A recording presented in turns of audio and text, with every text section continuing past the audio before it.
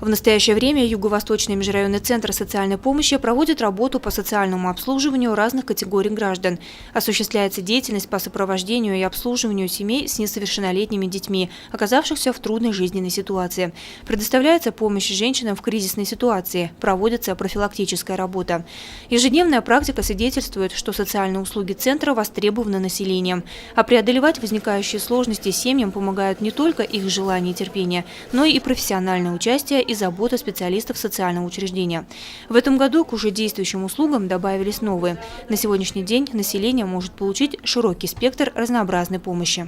Это швея, оказывает услуги по ремонту одежды, по пошиву одежды. Также парикмахер «Универсал», который оказывает не только услуги по стрижке, но и химической завивке, по мелированию, по окрашиванию волос. Также оказывает услуги покрытия гель-лаком. Еще у нас в отделении сейчас организуем работу «Кризисная комната» для женщин в трудной кризисной жизненной ситуации, для женщин с детьми. Мы попытались создать все условия именно для такой категории населения.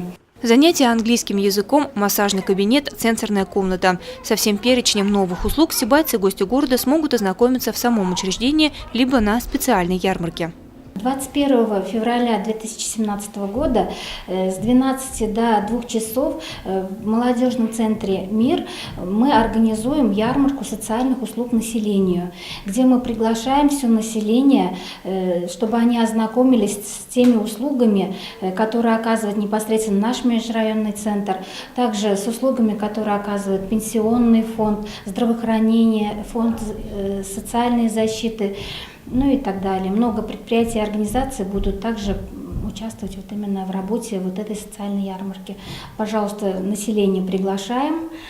Будем очень рады видеть. Лиана Кириллова, Гульхамитова, Радмир Исенгулов, Гульгина Раскильдина, телекомпания СТВ.